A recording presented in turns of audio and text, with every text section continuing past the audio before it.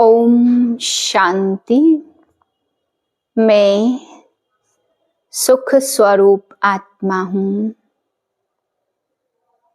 सुख की पीले रंग की किरणें मुझ आत्मा से निकल कर चारों ओर सुखद वातावरण बना रही है।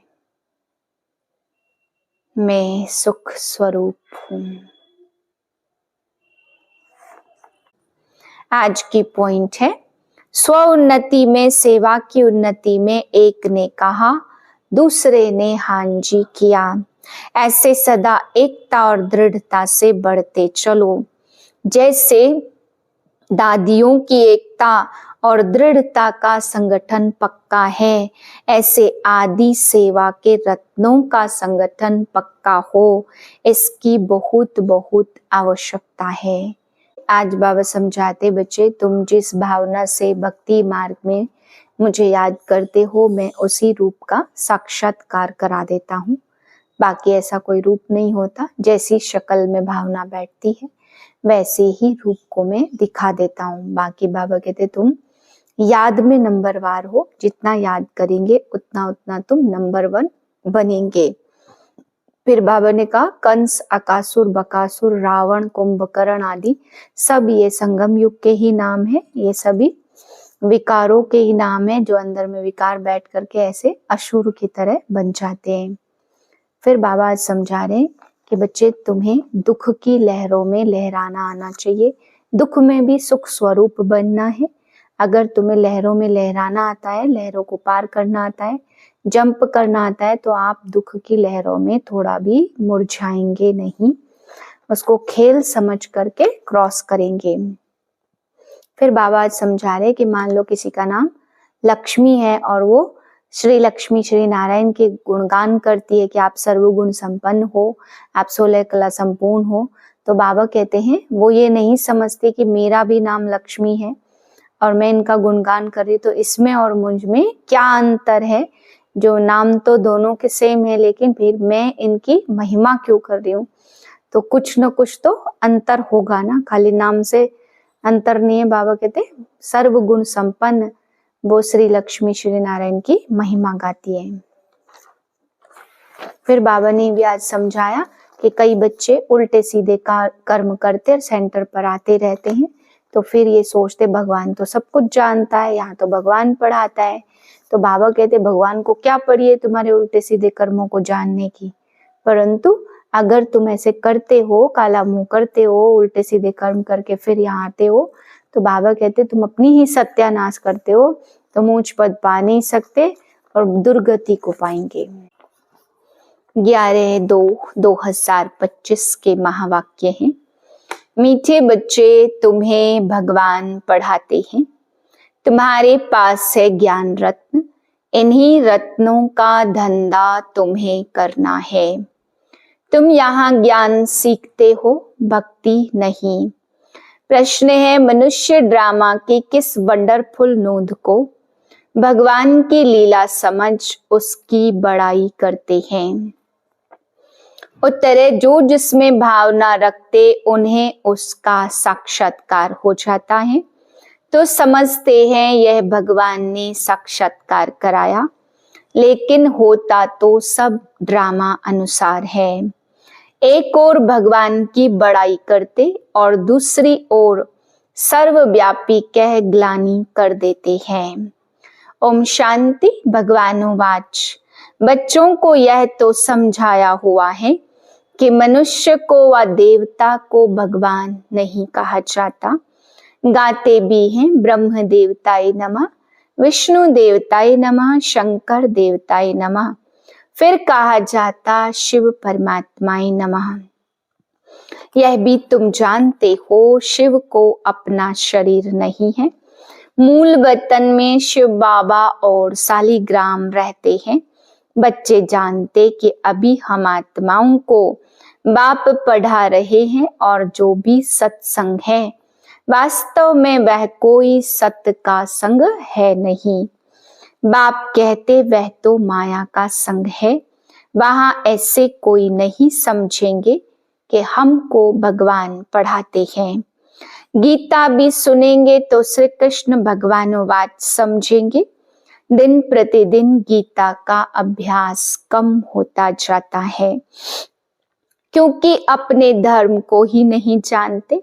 श्री कृष्ण के साथ तो सभी का प्यार है, श्री कृष्ण को ही झुलाते हैं। अब तुम समझते हो हम झुलाएं किसको? बच्चे को झुलाया जाता, बाप को तो झुला न सके। तुम शिव बाबा को झुलाएंगे? वह बालक तो बनते नहीं, पुनर्जन्म में आते नहीं, वह तो बिंदु है, उनको क्या झुलाएंगे? श्री कृष्ण का बहुतों को साक्षात्कार होता है। श्री कृष्ण के मुख में तो सारी विश्व है, क्योंकि विश्व का मालिक बनते हैं। तो विश्व रूपी माखन है, वो जो आपस में लड़ते हैं, वह भी सृष्टि रूपी माखन के लिए लड़ते हैं। समझते हैं हम जीत पाले, श्री कृष्ण के मुख में माखन का गोला दिखाते हैं। यह भी अनेक प्रकार के साक्षात्कार होते हैं, परंतु अर्थ कुछ भी नहीं समझते हैं। यहाँ तुमको साक्षात्कार का अर्थ समझाया जाता। मनुष्य समझते हमको भगवान साक्षात्कार कराते हैं। यह भी बाप समझाते, जिसको याद करते हैं। समझो कोई श्री कृष्ण की नोधा भक्ति करते हैं तो अल्प काल के लिए उनकी मनोकामना पूरी होती है। यह भी ड्रामा में नूद है। ऐसे नहीं कहेंगे कि भगवान ने साक्षात्कार कराया। जो जिस भावना से जिसकी पूजा करते हैं, उनको वह साक्षात्कार होता है। यह ड्रामा में नूद है। यह तो भगवान की बड़ाई की है कि वह साक्षात्कार कराते हैं। एक तरफ इतनी बड़ाई करते और दूसरी तरफ फिर कह देते पत्थर ठिक्कर में भगवान है। कितनी अंधश्रद्धा की भक्ति करते हैं। समझते हैं बस श्री कृष्ण का साक्षात्कार हुआ, श्री कृष्णपुरी में हम जरूर जाएंगे। परंतु श्री कृष्णपुरी आए कहाँ से? यह सब राज बाप तुम बच्चों को समझाते हैं। श्री कृष्णपुरी की स्थापना हो रही है। यह है कंसपुरी। कंस, अकासुर, बकासुर, कुंभकर्ण, रावण, यह सब असुरों के नाम हैं। शास्त्रों में तो क्या क्या बैठ लिख दिया है। यह भी समझाना है। गुरु दो प्रकार के हैं। एक भक्ति मार्ग के गुरु जो भक्ति सिखलाते, यह तो बाप है ज्ञान का सागर, इसको सतगुरु कहा जाता है। यह भक्ति नहीं सिखलाते, ज्ञान सिखलाते हैं। मनुष्य तो भक्ति में कितना खुश होते। झांझ बजाते बनारस में तुम देखेंगे, सब देवताओं के मंदिर बना दिए। यह सब है भक्ति मार्ग की दुकानदारी, भक्ति का धंधा। तुम बच्चों का धंधा है ज्ञान रत्नों का, इनको ही व्यापार कहा जाता। बाप भी रत्नों का व्यापारी है ना। तुम समझते हो यह रत्न कौन से हैं? इन बातों को समझेंगे वही जिन्होंने कल्प पहले समझा है, दूसरे समझेंगे ही नहीं। जो भी बड़े बड़े हैं वह पिछाड़ी में आकर समझेंगे। कन्वर्ट भी हुए हैं ना। एक राजा जनक की कथा सुनाते हैं। जनक फिर अनुजनक बना। जैसे कोई का नाम श्री कृष्ण है तो कहेंगे तुम अनुदैवी श्री कृष्ण बनेंगे। कहाँ वह सर्वगुण संपन्न श्री कृष्ण, कहाँ यह कोई का लक्ष्मी नाम है और इन लक्ष्मी नारायण के आगे जाकर महिमा गाती है। यह थोड़ी समझती कि इनमें और हमारे में फर्क क्यों हुआ। अभी तुम बच्चों को यह नॉलेज मिली है। तुम बच्चे जानते हो हम आत्माओं के रहने का स्थान परे ते परे है।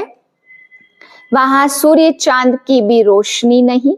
यह सब समझने वाले बच्चे भी अक्सर करके साधारण गरीब ही बनते हैं, क्योंकि भारत ही सबसे साहूकार था, अब भारत ही सबसे गरीब बना है। और कोई खंड वहां होता नहीं, पावन दुनिया में पावन खंड होता। अभी तुम समझते हो रावण का राज्य तो सारी बेहद की लंका पर है।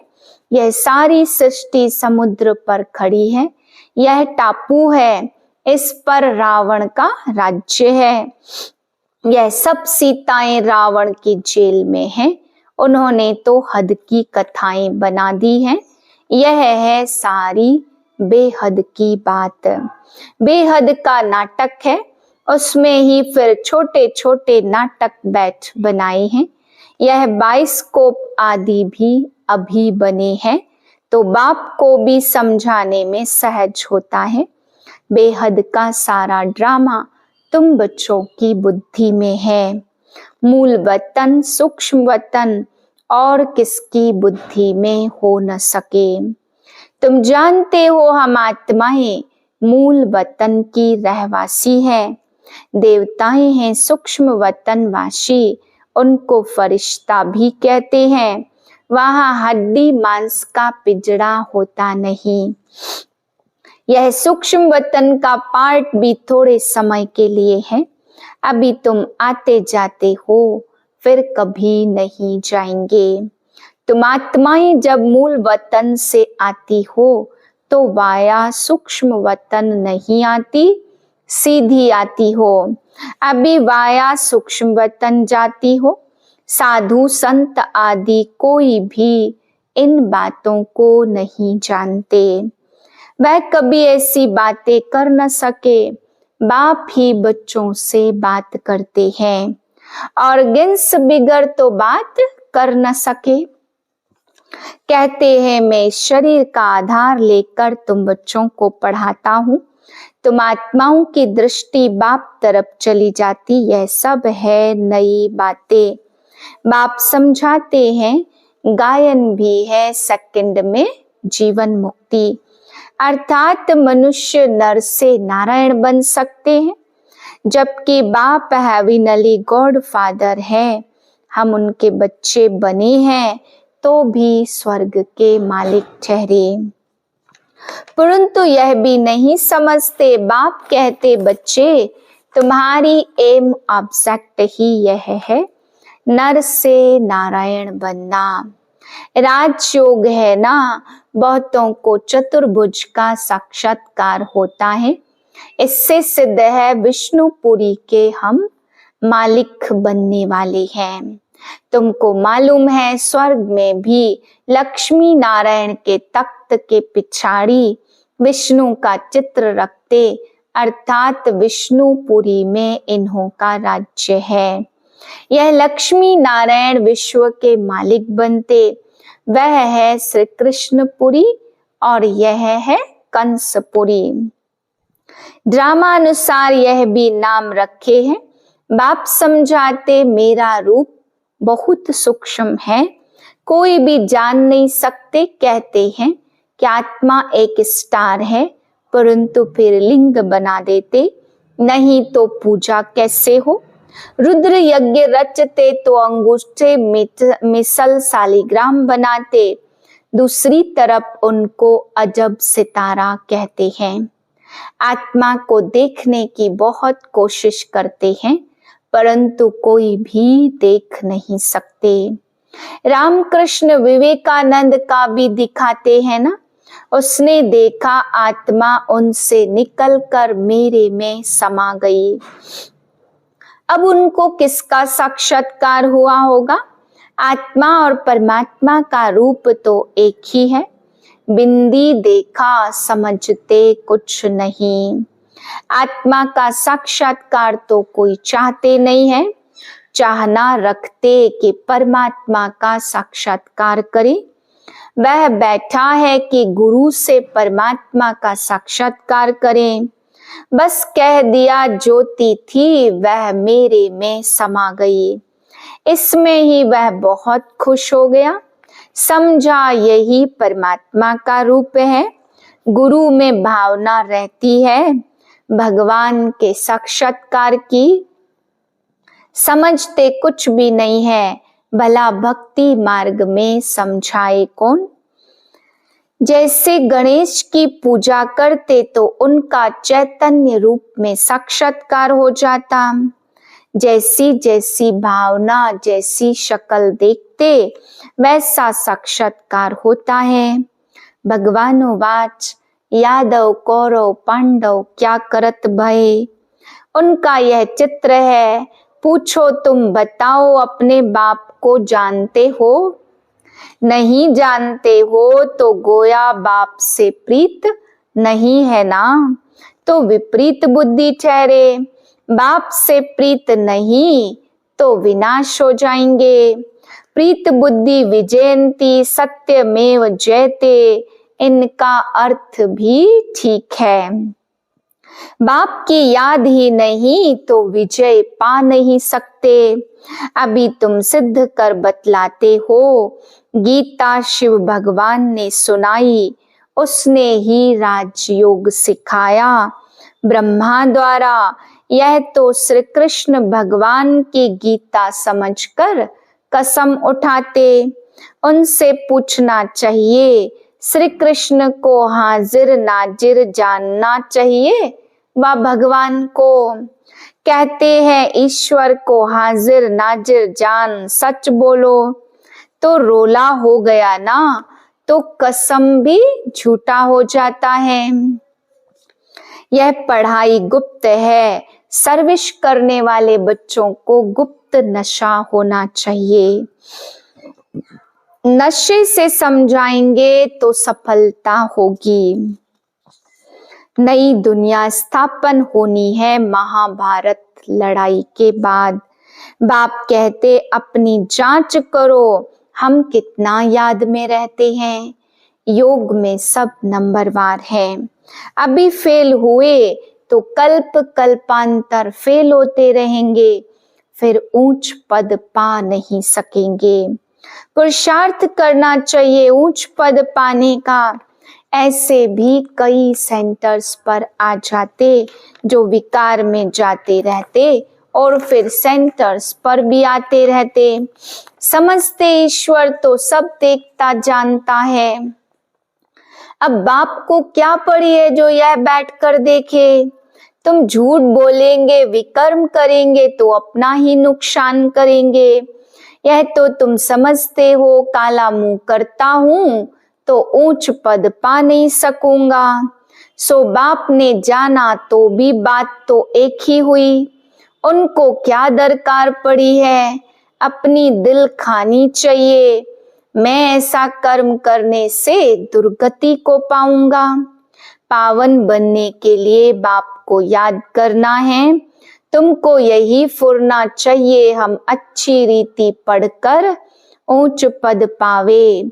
कोई मरा व जिया उनका फुरना नहीं, फुरना फिक्र रखना है कि बाप से वर्षा कैसे लेवे। तो किसको भी थोड़े समझाना है। अच्छा, मीठे मीठे से खिलदे बच्चों प्रति मात पिता बाप दादा का याद प्यार गुड मॉर्निंग। रूहानी बाप की रूहानी बच्चों को नमस्ते। हम रूहानी बच्चों की रूहानी बाप को नमस्ते। धारणा के लिए पहली पॉइंट है, गुप्त नशे में रहकर सर्विस करनी है। ऐसा कोई कर्म नहीं करना जो दिल खाती रहे। अपनी जांच करनी है कि हम कितना याद में रहते हैं। दूसरी पॉइंट, सदा यही फिक्र रहे कि हम अच्छी रीति पढ़कर ऊंच पद पाएं। कोई भी विकर्म करके झूठ बोलकर अपना नुकसान नहीं करना। वरदान है, मन मना भव के महामंत्र द्वारा सर्व दुखों से पार रहने वाले सदा सुख स्वरूप भव। जब किसी भी प्रकार का दुख आए तो मंत्र ले लो जिससे दुख भाग जाएगा। स्वप्न में भी जरा भी दुख का अनुभव ना हो। तन बीमार हो जाए, धन नीचे ऊपर हो जाए, कुछ भी हो, लेकिन दुख की लहर अंदर में नहीं आनी चाहिए। जैसे सागर में लहरें आती और चली जाती, लेकिन जिन्हें उन लहरों में लहराना आता है वह उसमें सुख का अनुभव करते हैं। लहर को जंप देकर ऐसे क्रॉस करते जैसे खेल कर रहे हैं। तो सागर के बच्चे सुख स्वरूप हो, दुख की लहर भी न आए। स्लोगन है, हर संकल्प में दृढ़ता की विशेषता को प्रैक्टिकल में लाओ तो प्रत्यक्षता हो जाएगी।